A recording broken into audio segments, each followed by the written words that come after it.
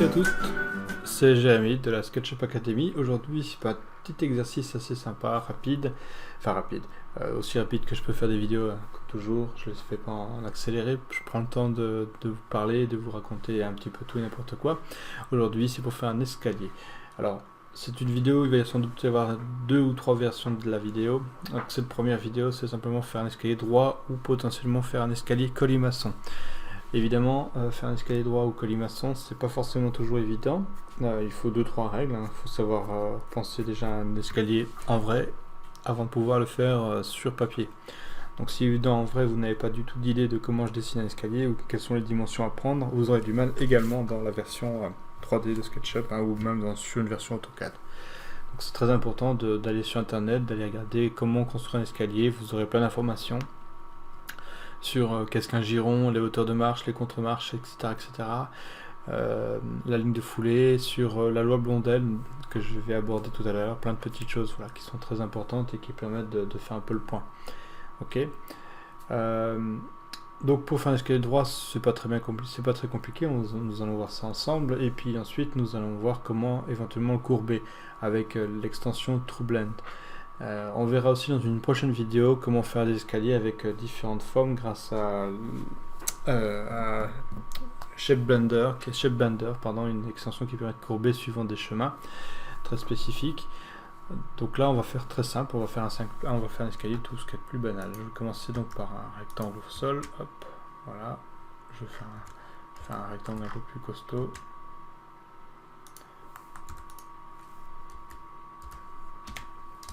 1, 2, 3, je fais un clic droit, créer un groupe, voilà. Je vais éventuellement y faire un mur juste à côté, ou pourquoi pas dessus, tant qu'à faire, tac.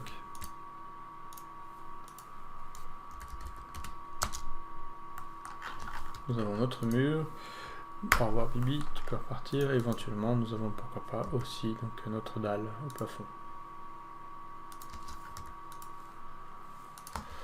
Voilà, on ne choisit pas toujours forcément la dimension de notre escalier, donc c'est très important juste de connaître 2-3 petites choses. Donc là, je vous invite à prendre des mesures. Donc la mesure, par exemple, voilà, on sait qu'elle fait 5,47,1 par 350 de haut. Alors, petite astuce, c'est de prendre l'outil texte et ici d'aller vous écrire, donc 350, hauteur 350. Donc après, ah oui, alors comme j'ai changé un petit peu tout le système de texte, hop, c'est dans info sur modèle, texte, je change la couleur, ça sera peut-être un peu plus clair, on va le mettre en blanc, voilà.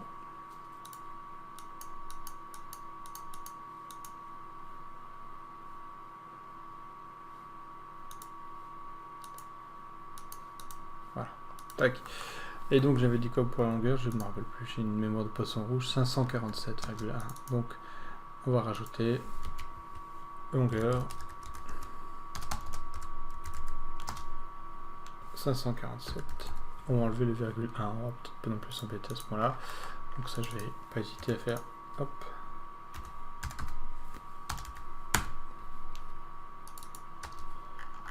Indiscret, personne n'a rien vu.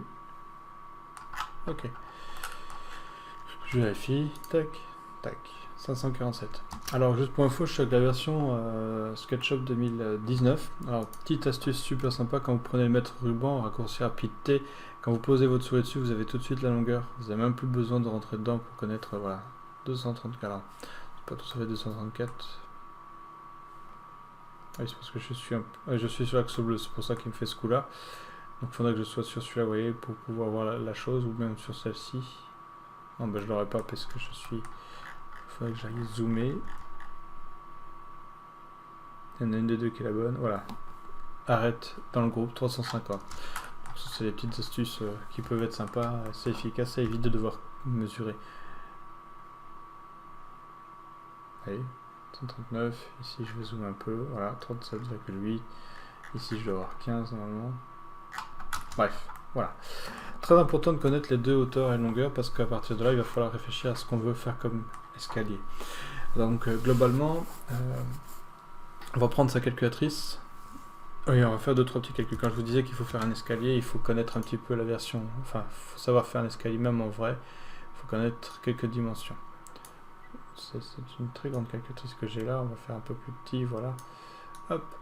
Donc nous allons prendre la hauteur, 350, divisé par, on va dire, 20 marches. Ça fait combien? Du 17,5. 17,5 de hauteur de marche, c'est correct, c'est pas parfait, mais c'est correct. Alors, je l'explique un petit peu rapidement. Dans le public, vous allez toujours trouver des choses qui vont aller en général en dessous de 17. Plus elles sont basses, enfin, pas que, hein, mais avec la longueur, plus c'est agréable pour la marche. À la limite, une pente très légère, c'est encore mieux. Donc vous trouverez souvent des marches d'escalier dans le public qui sont souvent vers les alentours de 15 voire 16, même des fois plus bas dans certains cas. Chez nous, au domicile, on va plutôt être dans les 17-18 cm. Si vous avez un escalier plutôt de meunier, de cave, de grenier ou autre, vous serez pas loin de 20 voire 21 cm. Alors vous dites, ouais, bah, c'est pas plus compliqué, je prends la hauteur, je divise par X. C'est pas que ça, évidemment. Il y a un peu plus de technique, il faut aussi penser au giron. Alors, giron, c'est simplement là où vous allez poser votre pied, la longueur, la profondeur de la marche. Ça, c'est pas négligeable non plus. Donc, on a vu qu'avec 20 marches, on a à peu près 17,5, c'est correct. Donc, on sait qu'on veut, pour le moment, hypothèse 20 marches. D'accord? Donc, maintenant, ce que je vais faire, bah, je vais prendre les 547 et je vais les diviser aussi par 20 pour voir. 547 divisé par 20. Je suis à 27,35. D'accord? Donc ce que je vais faire, c'est que j'ai 20 marches. Donc la hauteur 17,50. Le giron 27, combien on a dit? 27,35. D'accord? Là, globalement, donc j'ai posé mon pied sur 27,35 cm et une hauteur de 17,50. On va me dire, bon, est-ce que c'est juste? Est-ce que ça va? Donc, ce qu'on va faire maintenant, c'est qu'on va pratiquer ce qu'on appelle la loi Blondel. Alors, la loi Blondel, c'est tout simplement une loi très très simple à utiliser qui dit une hauteur. Donc, en gros, c'est... Chaque fois, je fais une petite erreur ici. Loi Blondel, c'est-à-dire une hauteur, d'accord, plus, entre parenthèses, 2 fois le giron, d'accord, égale, je dis pas de bêtises, non c'est l'inverse, c'est 2 fois, c'est un giron 2 fois hauteur, je me dis des conneries, donc c'est 2 fois h plus 1 g. Et donc ici, on doit être en général entre 60 et 64 environ centimètres. D'accord? Quelque chose dans cet esprit-là. Si on est au-dessus ou en dessous, c'est pas forcément bon. Alors c'est une norme européenne. Hein. Je ne sais même pas si c'est une norme, mais c'est une loi. Hein. C'est la loi Blondel de confort pour marcher. Donc globalement, nous allons faire le test. Donc nous avons, hop, de hauteur, donc 17,50 multiplié par 2. Non, ici planté, je me suis planté, pardon. 17,50, facile de jeter la faute sur l'ordinateur. Voilà, 35 plus 27,35. On est à 62,35, on rentre parfaitement bien dans la loi Blondel. Donc là, on y est arrivé du premier coup, j'aurais pu me planter, faire 16 marches, 17 marches, machin truc. Là, je trouve que c'est pas mal. On sait qu'on a donc 20 marches. Vous êtes d'accord? Donc 20 marches, c'est très important, il faut vraiment y réfléchir. Hein. Alors, ce qu'on va faire maintenant, c'est qu'on va les dessiner, les 20 marches. Donc, pour ça, je vais juste commencer par me faire bêtement des guides pour me faciliter la vie. Alors, si je suis pas un fan des guides, je peux aussi me faire tout de suite le rectangle qui représente la marche. D'accord? Donc, je rappelle juste pour les guides, le principe des guides, ça va être de faire ça, de sélectionner ce point-là, d'aller le copier de l'autre côté, ici. Donc là, j'ai donc un espace, j'ai pas fini ma commande, je vois en bas 547,0 divisé par 19 par 20, pardon, je dis bêtises, par 20, je sais jamais, je me plante chaque fois ici. Donc j'ai 1, 2, 3, 4, 5, 6, 7, 8, 9, 10, 11, 12, 13, 14, 15, 16, 17, 18, 19, 20 marches, voilà. La 20e sera le palier, donc ça c'est à voir si vous voulez que le palier fasse partie intégrante du truc ou pas, mais comme on en avait 347, pardon, c'était les 20 marches dans les 547, donc on ne peut pas s'amuser à bouger avec le palier plus loin. Donc voilà, c'est une méthode comme une autre, et vous refaites exactement le même combat dans l'autre sens, d'accord? L'autre méthode par rapport au guide, ça va être de simplement faire un rectangle qui va avoir comme dimension 17,50, point virgule, 27,35. C'était l'inverse, évidemment, 27,35, point virgule, 17. Vous avez remarqué que je n'ai pas recommencé la commande, j'ai juste écrit les chiffres dans le bon sens. Et j'ai ma marge d'escalier. Je vais faire un petit pouce étiré pour lui donner la longueur. On va rester sur une dimension classique, on va faire ça. 1, 2, 3, clic droit, créer un composant, non pas un groupe. On va appeler marche. Si vous avez plusieurs marches parce que vous avez un escalier plus tard plus compliqué, vous pouvez mettre marche standard, 1, titre 2, titre 3, etc. Marche droite, j'en passe des meilleurs. Moi je vais rester sur marche. Éventuellement vous pouvez mettre un descriptif, hauteur 17,50, giron, j'y arrive, hop, 27,35. Ok, c'est une méthode. Voilà, j'ai ma marche. J'ai plus qu'à maintenant décider de la multiplier, de la copier, de la multiplier là-bas. Je prends l'outil déplacé, je prends un point logique, c'est-à-dire le point devant la marche pour le poser là, ici pour la future nouvelle marche. Un clic, CTRL pour me mettre en mode copie, j'applique ici et je multiplie par 19 puisque j'ai déjà une originale. Et techniquement, j'arrive en haut. Vous êtes d'accord avec ça? Voilà, vous avez fait la base d'un escalier.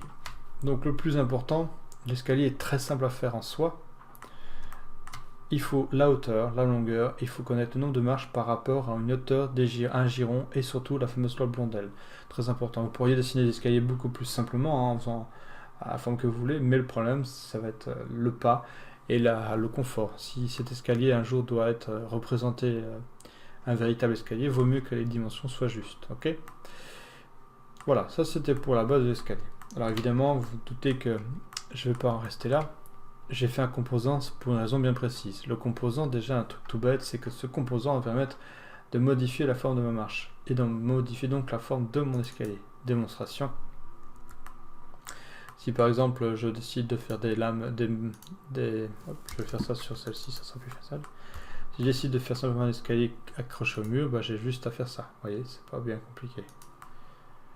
Si je veux la version un peu pointue, bah, je vais pouvoir aller faire ça. Attraper la ligne qui est ici et déplacer vers le haut. Ok, toute une méthode très très simple et efficace. Donc ce que je vais faire moi, c'est que je vais lui donner un petit peu plus de volume quand même. Hop.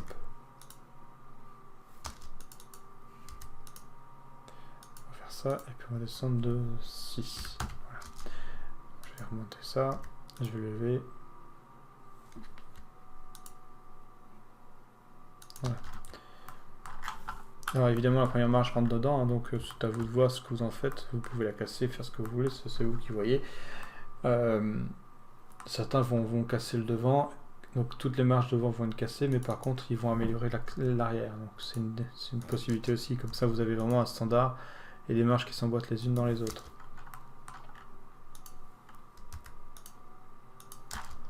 Tout simplement.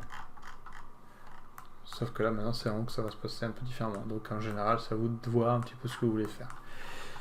Ici, j'ai pas tout à fait fini. Ce que je vais aussi profiter de faire, c'est un garde-corps. Donc, le garde-corps, je pourrais m'en faire un dessin simplement. Hein, un suivez-moi ou un truc comme ça à partir d'ici. Mais pourquoi pas s'amuser à le faire directement dans la marche.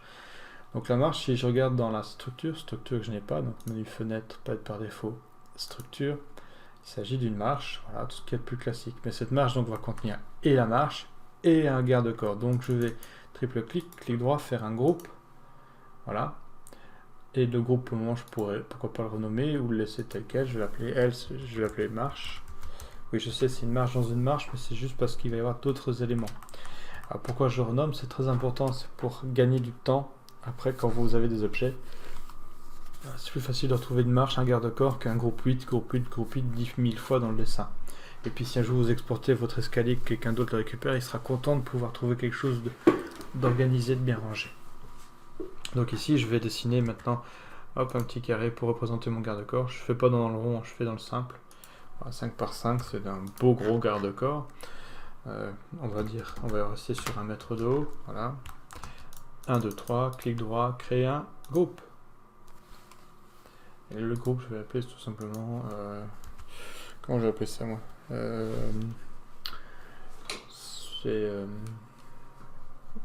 c'est pas le garde-corps, c'est pas la main courante, c'est montant. Voilà, c'est un montant de... Hop, montant de la truc. Donc c'est pas mal, 5 c'est un peu costaud, mais bon, ça va le faire. Quoique si on veut, on va l'enlever, on va faire 3. Donc on va enlever 2 ici. Et 2 ici. Voilà. Ensuite, ce que je peux faire, je peux me faire une main courante. À main courante, je vais simplement me faire un rectangle, commencer un rectangle orienté, pourquoi pas, qui part d'ici, qui va jusque là, et puis qui fait voilà, une certaine épaisseur, on va dire 3 aussi, tac. Évidemment, ça se recopie sur tous les autres, c'est ça qui est un peu déroutant, donc dans un premier temps, vous vous tracassez pas trop, on va améliorer ça au fur et à mesure. Donc, qu'est-ce que je vais faire? Je vais simplement, moi, me faire juste un petit bout, main courante, je vais la faire dépasser. Je vais juste la dessiner, bien travailler, bien propre. Aligné comme ça, tac, enlever ça. Donc il faut imaginer que là, ce que vous voyez en pointillé, c'est l'autre élément, hein. C'est pas le nôtre, hein. Nous, notre élément, il fait ça, une ligne droite, il va pas plus loin. Je vérifie qu'il n'y a pas une ligne en trop. C'est pas mal. Et au-dessus, pardon, je vais faire pareil, je vais couper.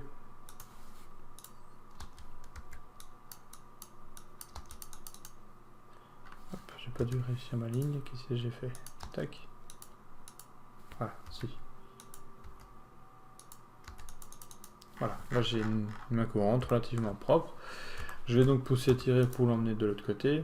Et puis pourquoi pas me rajouter un petit centimètre ici et un petit centimètre ici.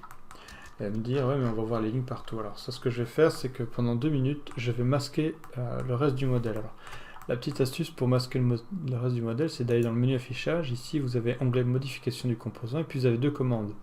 Moi, je dois ajouter une raccourci, la lettre W. W, image W, suivant ce que j'ai besoin de faire. Vous n'avez pas le raccourci dès le départ, donc il ne faudra pas hésiter à mettre un raccourci en plus.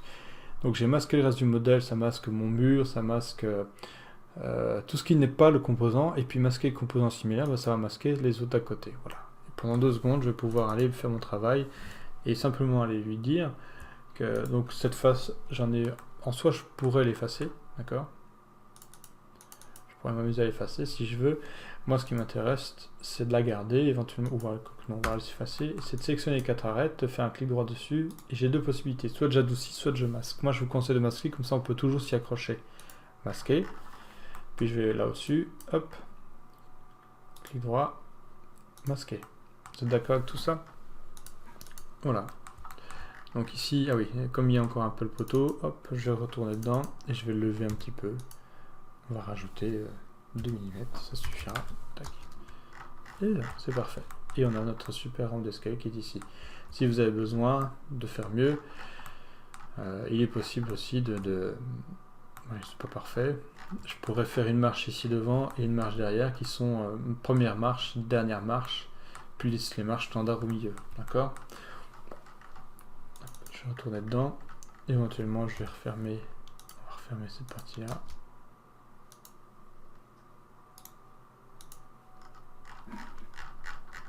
Voilà. Si vraiment c'est trop choquant, on peut encore décider de retrouver de redessiner un bout de mieux réagencer la marche, donc la marque courante, et d'en faire un élément qui déborde d'un côté, qui finit un peu plus court de l'autre côté, mais à ce moment-là, c'est la marche du dessus que vous allez avoir, donc il faut vraiment faire une première et une dernière marche dans l'escalier pour être tranquille. Ok, ça j'en fais un groupe, ce groupe je vais l'appeler main courante. C'est juste une version rapide, main courante, c'est juste pour avoir une version rapide d'un escalier, hein. Voilà. Ça fait le café. Puis vous pouvez même faire pareil pour la partie ici. C'est-à-dire que cette partie-là, je peux la masquer. Hop.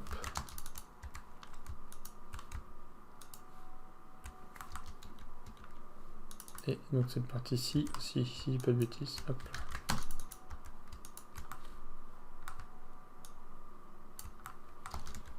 Voilà. Comme ça, vous ne voyez plus du tout l'effet de marche. Ok. Donc ça, c'était pour voilà, un escalier droit. Donc là, j'ai pris du temps pour l'expliquer, mais globalement, ce genre d'escalier, ça prend 5-10 minutes pour vous faire ça. Alors oui, il existe certaines extensions pour faire des escaliers ou des escaliers tout faits, mais vous ne trouvez pas toujours l'objet parfait qui ira vraiment à ce que vous avez envie de faire. Donc n'hésitez pas à prendre le temps de faire cet escalier-là. C'est un très bon exercice pour gérer les groupes, les composants, renommer, pouvoir voilà, apprendre à travailler dedans. Donc pas de panique si vous voyez que tout le reste disparaît régulièrement, c'est juste parce qu'on n'a pas encore, j'ai pas réactivé donc affichage, modification du composant, j'ai pas coché cette case, donc c'est pour ça. Tac, voilà, d'un coup ça va beaucoup mieux. Alors, une fois que j'ai fait ça, on est super content, mais c'est pas tout à fait, c'est pas tout. Mon client n'a plus besoin d'une version droite, il veut un escalier colimaçon. D'accord? Donc généralement, au départ à 0, on fait le tour complet, on revient à 180, voire un peu plus. D'accord? C'est à vous de voir suivant la tournure.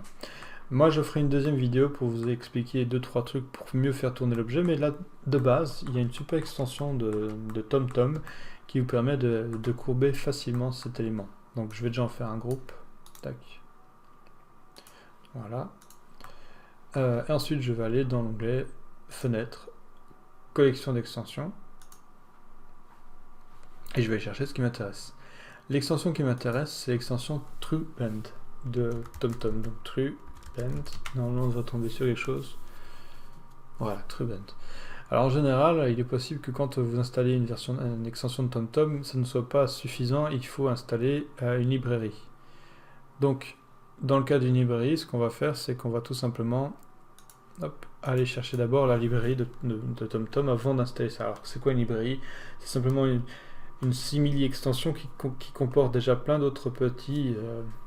plein de petites raccourcis de commandes spécifiques que TrueBend ou d'autres extensions vont aller chercher pour gagner du temps.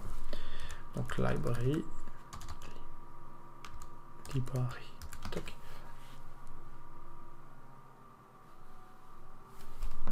Voilà, donc plusieurs librairies différentes. Ici, il y en a une, c'était libre, c'est celle de TomTom. Donc je vais cliquer dessus, je vais l'installer directement.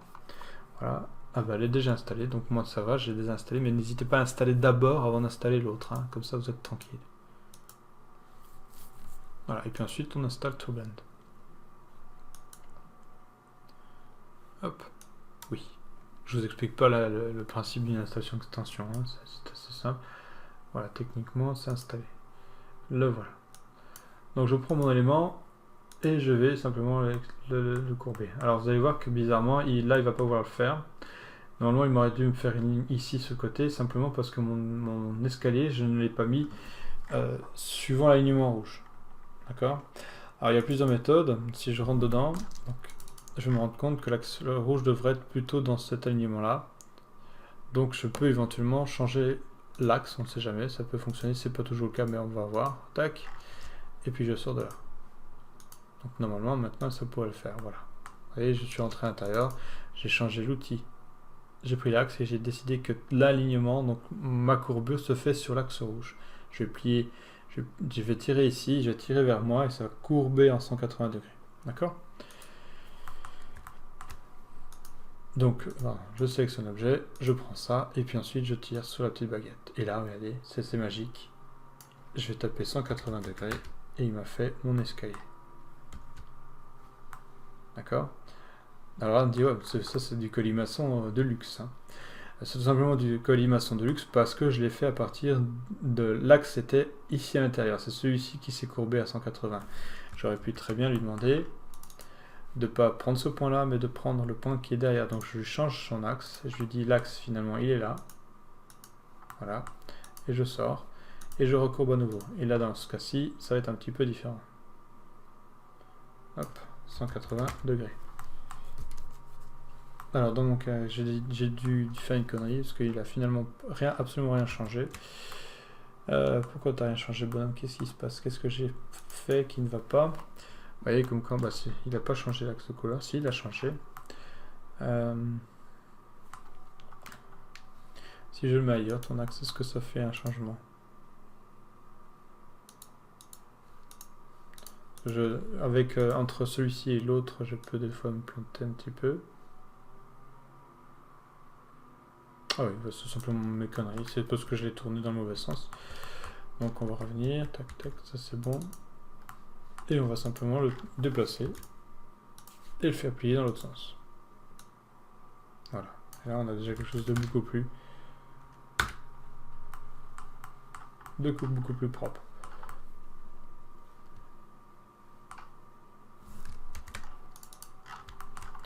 Je vérifie s'il n'y a pas d'autres techniques que j'aurais loupé. Si je prends le SCU que je mets plus loin. Allez, c'est toujours pareil. Il suffit que je montre pour que ça fonctionne pas. Donc.